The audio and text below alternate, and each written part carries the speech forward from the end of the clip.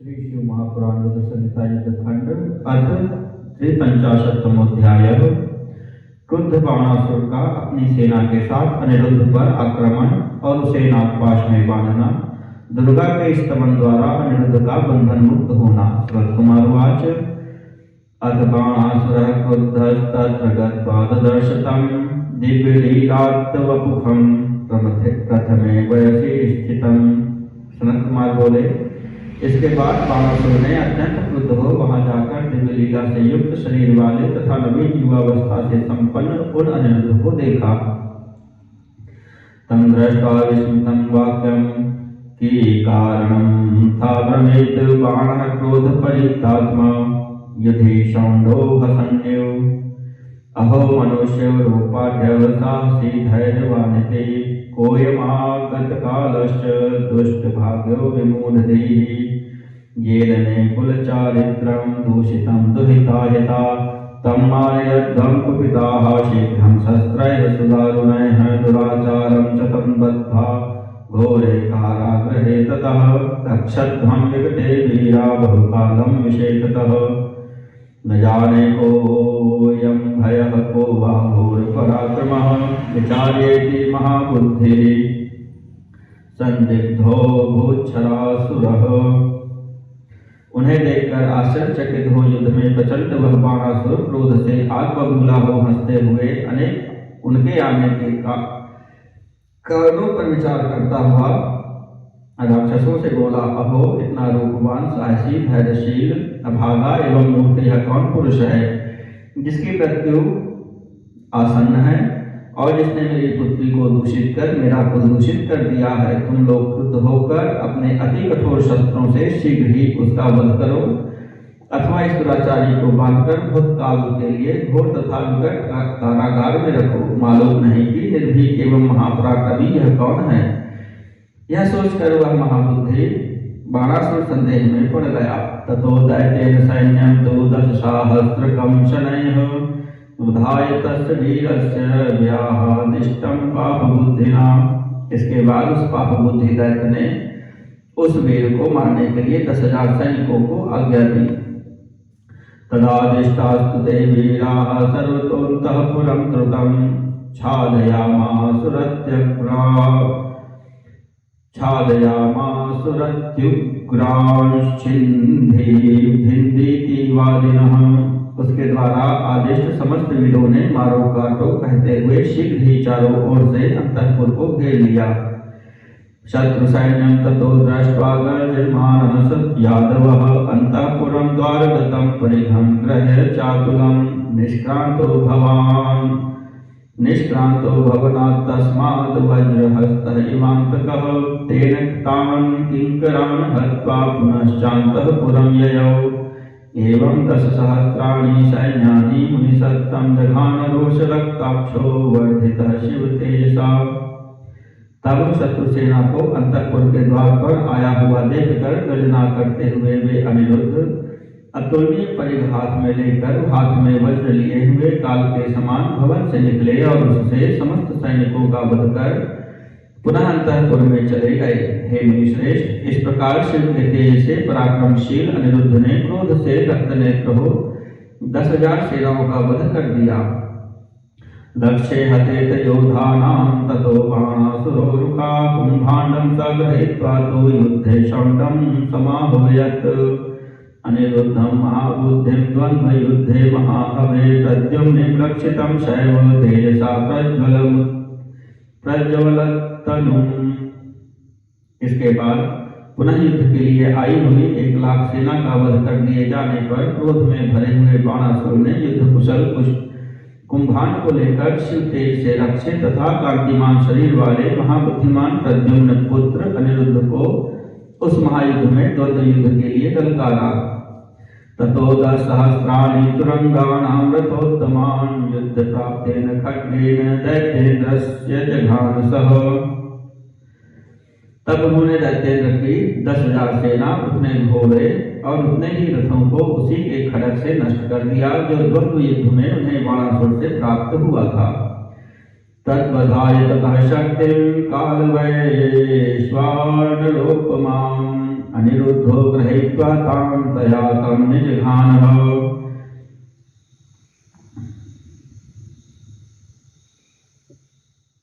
इसके बाद अनिरुद्ध ने कालाग्नि के समान शक्ति उसके वध के लिए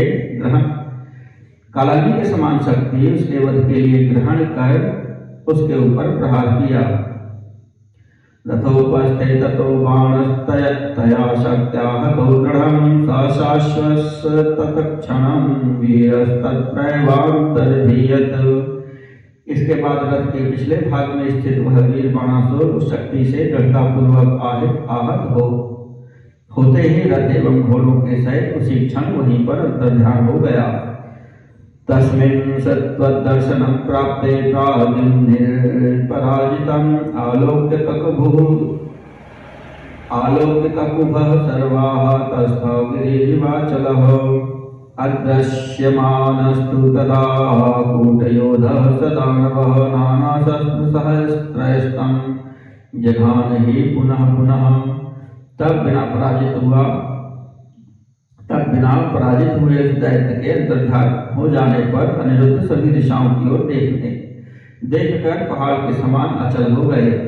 उस समय अंतर्हित होकर वह दैत्य कपटपूर्वक युद्ध करता हुआ नाना प्रकार के शस्त्रों से अनिरुद्ध पर बार बार प्रहार करने लगा। छन्ना नागपाशस्तं बबंध स महाबलः बलिपुत्रो महावीरः शिवभक्तः शरासुरः। उसके बाद महाबली महावीर तथा शिव भक्त बलिपुत्र बाणासुर ने छल से अनिरुद्ध को नागपाश में बांध लिया। तं बद्ध्वा पञ्जरान्तस्थं कृत्वा युद्धादुपारमत उवाच बाणः संक्रुद्धः सूतपुत्रं महाबलम्। इस प्रकार उन्हें बांधकर पिंजड़े में बंद करके बाणासुर युद्ध से विश्राम करने लगा। इसके बाद उसने क्रोध में भरकर महाबली सूतपुत्र सारथी से कहा। बाणासुरवाच सूतपुत्र शिरश्छिन्दे पुरखस्यास्य वैलघो येन मे दूषितं पोतं बलाद् दुष्टेन सत्कुलं चित्ता तु सर्वगात्राणि राक्षसेभ्यः प्रयच्छ भोः अथास्य रक्तमांसानि क्रव्याधा अपि भुञ्जताम् अगाधे तृणसंकीर्णे कूपे पातकीनं जहि किं बहुत्या सूतपुत्र मरणीयो हि सर्वथा। बाणासुर बोला, हे सूतपुत्र, बड़ी शीघ्रता से इस पुरुष का सिर काट लो जिसने बलपूर्वक मेरे पवित्र उत्तम कुल को दूषित किया है, अथवा इसके संपूर्ण शरीर को काटकर राक्षसों को दे दो और इसके रुधिर तथा मांस को मांसभक्षी चील कौवे आदि भी खाएं, अथवा इस पापी को तृणों से व्याप्त गहरे कुएं में डालकर मार डालो। हे सूतपुत्र, बहुत क्या कहूँ, यह सभी प्रकार से वध के योग्य है। सनत कुमार वाच तस्य तद्वचनं श्रुत्वा धर्मबुद्धिर्निशाचरः कुम्भाण्डस्तब्रवीद वाक्यं बाणं सन्मन्त्रिसत्तमम्। सनत कुमार बोले, उसका यह वचन सुनकर वह धर्म बुद्धि वाला राक्षस कुंभांड बाणासुर से नीति युक्त यह वाक्य कहने लगा। कुंभांडवाच नैतत् कर्तुं समुचितं कर्मदेव विचार्यताम् अस्मिन् हते हतो ह्यात्मा भवेदिति मतिर्मम। कुंभांड बोला, हे देव, विचार कीजिए, यह कर्म करना उचित नहीं है, क्योंकि इसके मार डालने पर आत्मा का हनन होगा, ऐसा मेरा विचार है। अयं तु दृश्यते देव तुल्यो विष्णुः पराक्रमः वर्धितश्चन्द्रचूडस्य तदिष्टस्य सुतेजसा अथ चन्द्रललाटस्य साहसेन समत्सत्वयम् इमामवस्थां प्राप्तोऽस्ति पौरुषे संव्यवस्थितः। अयं शिवप्रसादाद्वय कृष्णपौत्रो महाबलः असमान शत्रणोपमान वेत्ति दष्टोपि भुज गैरबलात्। हे देव, यह तो पराक्रम में विष्णु के समान तथा आपके इष्ट शिव जी के तेज से बढ़ा हुआ दिखाई पड़ रहा है। पुरुषार्थ में शिव जी के साहस से भरा हुआ यह इस अवस्था को प्राप्त हुआ है। श्री कृष्ण का यह महाबली पौत्र बलपूर्वक दैत्य रूपी सर्पों से डसा हुआ भी शिव जी के प्रसाद से हम लोगों को तृण के समान समझ रहा है। सनत कुमार वाच एतद्वाक्यं तु बाणाय कथयित्वा सदानवः अनिरुद्धम् उवाचेदं राजनीतिविदुत्तमः। सनत कुमार बोले, बाणासुर से ऐसा वचन कहकर राजनीति विशारद उस दैत्य ने अनिरुद्ध से कहा, कुंभांडुवाच कौशिकस्याशिरे वीर सत्यं वद ममामृतः केन वा त्वमिहानीतो दुराचार नराधम् दैत्येन्द्रं स्तुहि वीरं त्वं नमस्कुरु कृताञ्जलिः जीतोऽस्मीति वचो दीनं कथयित्वा पुनः पुनः एवं कृते तु मोक्षः स्यादन्यथा बन्धनादि च तच्छ्रुत्वा वचनं तस्य प्रतिवाक्यमुवाच सः।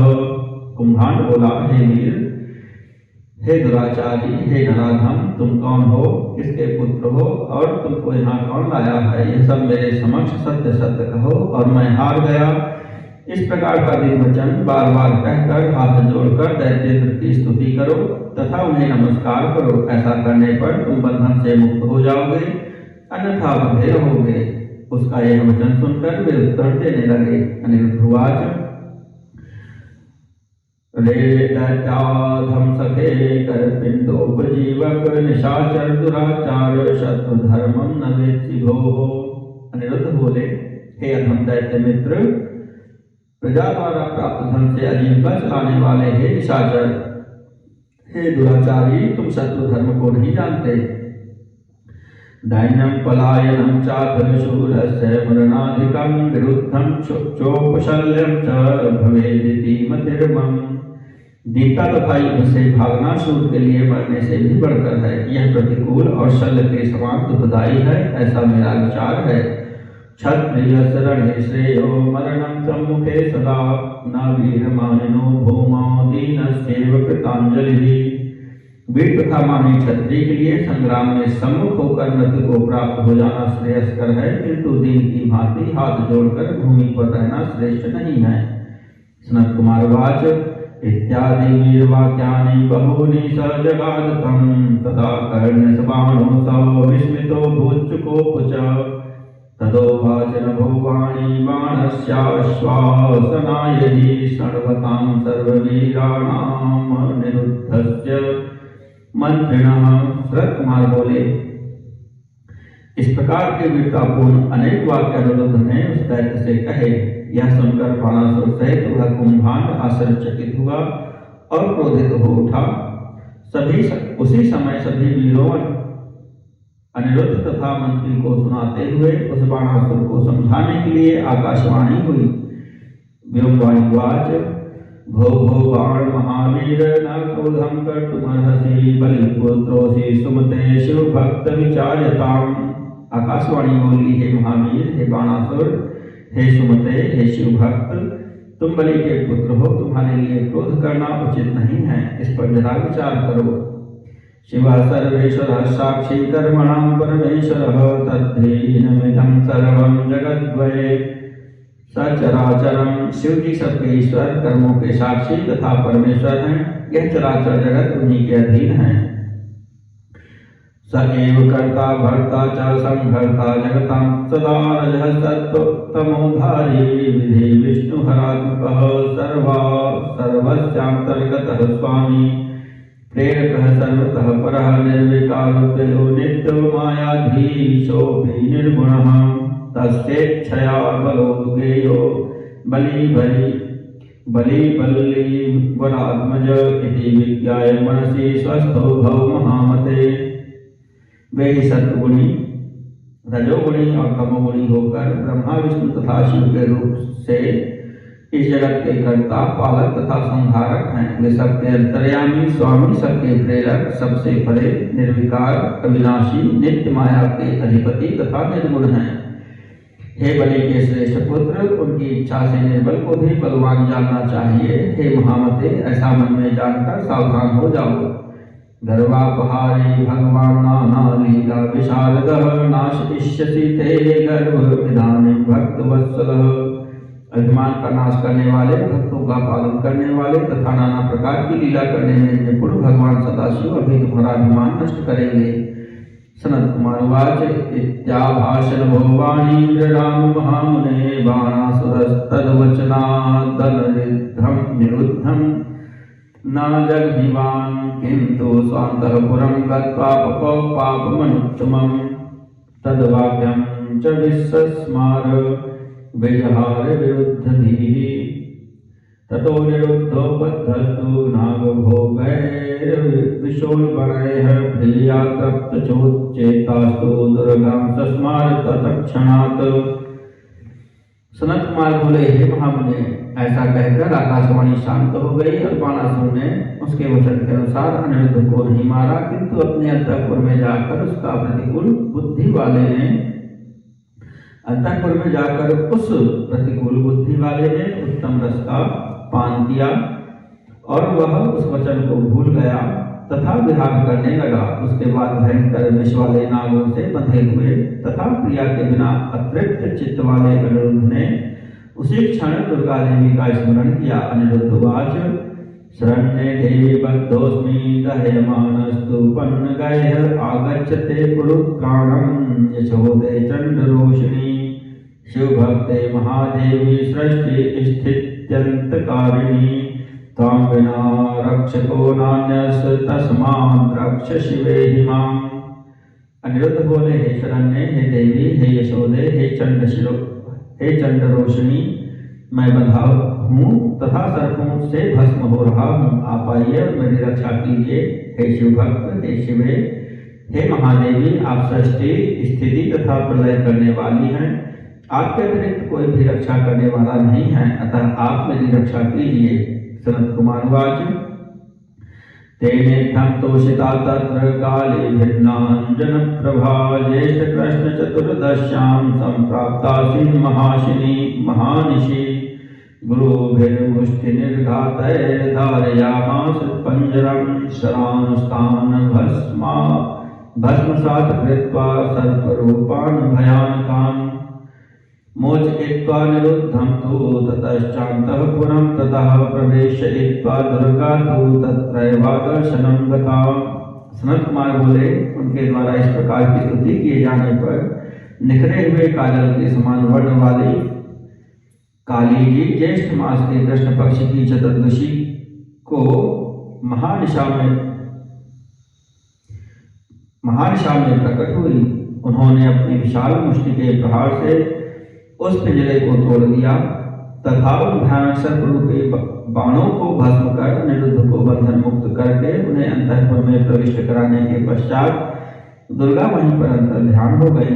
इत्थं देव्याः प्रसादात्तु शिव शक्तिर्मुनीश्वर कृच्छ्रमुक्तो निरुद्धो भूत सुखी चैव गतव्यथः। हे मुनीश्वर, इस प्रकार शिव शक्ति रूपा देवी की कृपा से अनिरुद्ध दुख से निवृत्त हो गए और व्यथा रहित होकर सुखी हो गए। अथ लब्ध जयो भूत्वा निरुद्ध शिव शक्तितः प्राद्युं निर्वाण तनयां प्रियां प्राप्य मुमोद च पूर्ववद विजहारासौ तया स प्रिया सुखी पीतपाणः सुरक्ताक्षः स बाणसुतया ततः। तब शिव शक्ति के प्रभाव से विजय प्राप्त कर तथा बाणपुत्री अपनी प्रिया को प्राप्त कर अनिरुद्ध आनंदित हो गए। इसके बाद मद्यपान करके लाल नेत्रों वाले हुए अनिरुद्ध अपनी प्रिया उस बाणासुर की कन्या के साथ सुखी होकर पूर्व की भांति विहार करने लगे। इति श्री शिव महापुराणे द्वितीयायां रुद्र संहितायां पंचमे युद्ध खंडे उषा चरित्रे अनिरुद्धोष विहार वर्णनम नाम 53तमोऽध्यायः।